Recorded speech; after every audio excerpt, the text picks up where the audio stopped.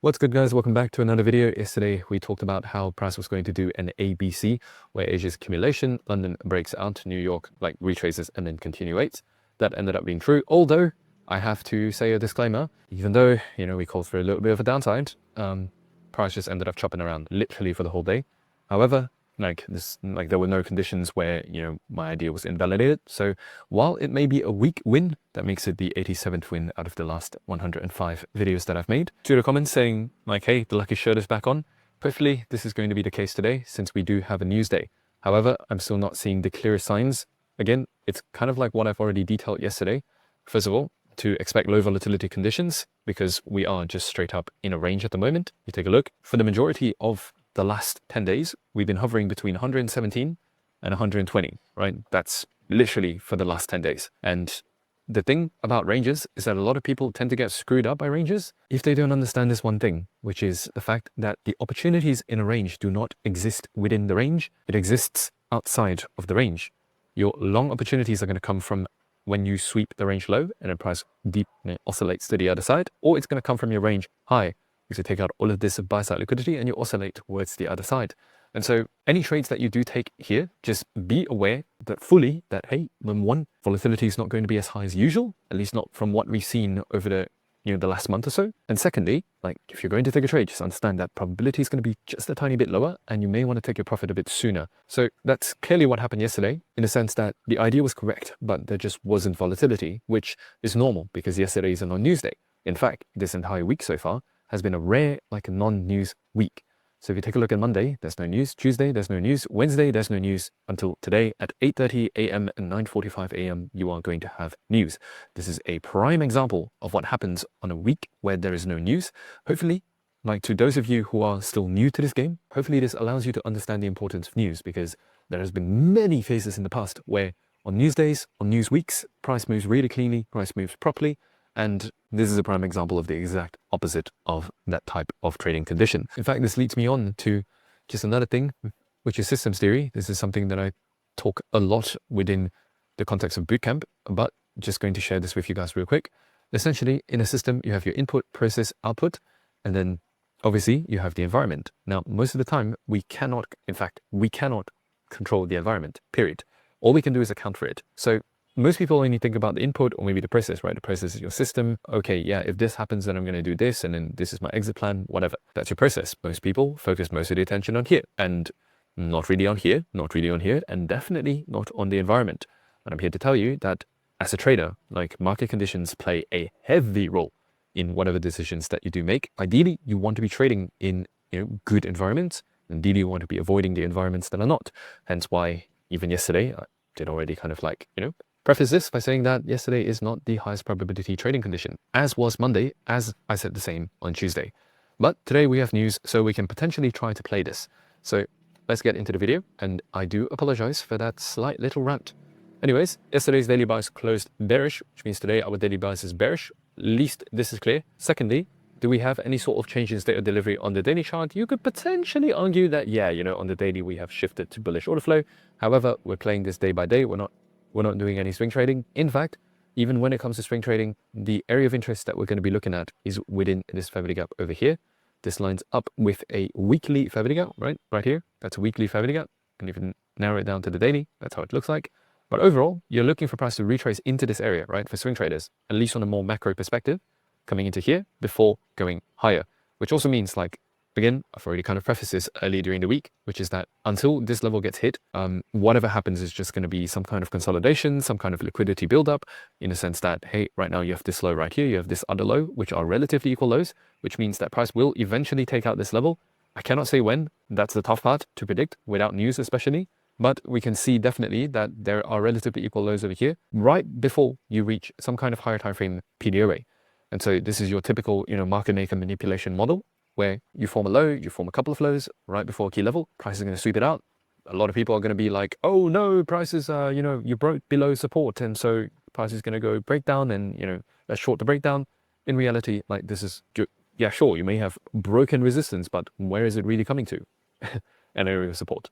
So hopefully this, gives you an idea, but just understand that our biggest opportunity is going to be within that zone right there. And until you hit that, truthfully, any trades that you do take, just take it with a grain of salt because it's not going to be the highest probability trades. Today is a little bit different though, in terms of an intraday perspective. Let's take a look at the 1 hourly just to, put this more into detail. Firstly, the 1 hourly order flow has not yet changed. Previously, you could say that this is a bullish CISD, although this is not, because ideally you want to see this block broken above first to say that order flow has really shifted. And so this currently is still kind of like that zone of resistance. So let me just narrow that down further. So this block right here is still a resistance zone, right? This is a bearish order block. Until you break above this bearish order block, you can potentially flip that into support. But until that happens, you are still in bearish order flow. This is further cemented by the fact that at the moment you have just gotten another change of state of delivery. And so far, price seems to be breaking lower. Now, there is the potential for price to also go high. Of course, like the prices are going to go up or down. But still, let's try to break this down lower. At the moment, just understand order flow seems to either be ranging or just semi-bearish, right? Kind of bearish. Well, this is going to be further just dived into, I guess, when you hop onto the lower timeframes where we start studying the session profiles, which for you guys who have been watching this channel for a while, you know that session profiles has probably been my biggest strength and my biggest predictor of whether or not price is going to do kind of like an AMD, is it going to do an ABC. It's basically how I'm able to kind of call moves that are like, hey, price broke out, most of the trading volume is below the Asia, and so New York is likely going to have a down move. Now, at the moment, you can see that London ended up breaking below Asia, and so far it is the end of the London session and we do not yet have a kind of like a reclaim, basically. Like the majority of the trading volume is still concentrated below the Asia, right? For those of you who know how to read volume profiles, this is how it looks like at the moment. Now this changes though if price is able to break above this volume profile. And when it comes to volume profiling, like again, to those of you who do volume profiling, a big mistake is thinking that, once price returns into this, that is like, oh yeah, you're coming back in the support. In reality, the kind of like play when it comes to volume profiling, you see it today, is deviations above the volume profile. Because at the end of the day, I keep saying volume profile, value area. Because at the end of the day, a value area is just a range. And just like what I've discussed before, in regards to how your opportunities within a range are not actually within the range. It is outside of the range. So this is where the unique opportunity would have lied. So anyways, right now we have just came back into a value area. Now, there are two things that can happen here. Right? One is this kind of play, and you want to look for this within the next couple of hours. As of the time that I'm recording this, it's close to 6 a.m. New York, which means that if you are able to break above this level here prior to 8 a.m., and the reason why I say 8 a.m. is because that is when news happens. 8:30 a.m. is when you get the news, and oftentimes, if you can see something like this happening, it means that, hey, not only is the value area broken above, but most importantly, like at the very least, you can say that, hey, the M5 order flow has shifted, right? Especially if you're able to break above this level here at 119,200, value area, order flow has shifted at least on the lower time frame, and you can potentially look for a long. Now, the only problem with this is that this will be a trade that you are going to take with time frame misalignment. We've already painted out the fact that this is a major 1 hourly order block that needs to be overcome first before we can confidently say that it is bullish. Second of all, the daily bias is also bearish because yesterday's candle closed bearish. And so technically, the trade that we're supposed to be looking for today is going to be towards the short side and not the long side. So just understand that even if you get that bullish, kind of setup here, that is not the one that I will be taking purely because that is not what my system suggests. Inside Bootcamp, we do teach a very systematic process. Like essentially, we have 8 conditions that needs to be filled for every trade. One of them is time frame alignment. So we definitely do not have that already. Now, even if that bullish scenario does happen though, like the way I'm going to approach this trade is that I'm going to be really cautious, right? At the very least, I'm going to go half risk and I'm going to really play it cautiously. So that is the bullish scenario. Now, if you do get it, just be aware that you are going to have time frame misalignment, which means either go half risk or don't take the trade at all. Again, the asymmetric opportunity is going to be right here. This is one of those weeks where, if you ever heard of the saying before, that not every day is a trading day, not every week is a trading week, not every month is a trading month. This week is a prime example of that, where the majority of the price action this week has just been ranging until you hit this level. That is where the asymmetric opportunities lie. If you're able to just hold off of the markets for now, wait for this to get hit before you do anything else, you're going to be in a much better position rather than getting chopped up here, right? You guys have already seen the struggle that I'm going through from the start of this week until now, where like there is not a single day yet where I'm like, okay, yeah, just take 1% risk, this is where it's going to go. It's very different from many of the other weeks that we've had before, and that's due to market conditions. So if you're able to just stay out of these subpar market conditions, that would be the best. But hey, if you're jumping into a trade, or if you're looking to jump into a trade, let me give you the conditions that needs to be met. So your setup is going to be a break below 117,950. A 5-minute candle close above this level would signify that this is bearish CISD, and well, technically this entire leg is still bearish anyways. So all you don't want to see, like, this gets invalidated the moment you close above here, and then price just starts going up, of course. But if that doesn't happen, then yeah, the setup is going to be pretty clear. By the time that you're watching this video, it's probably going to be an hour later.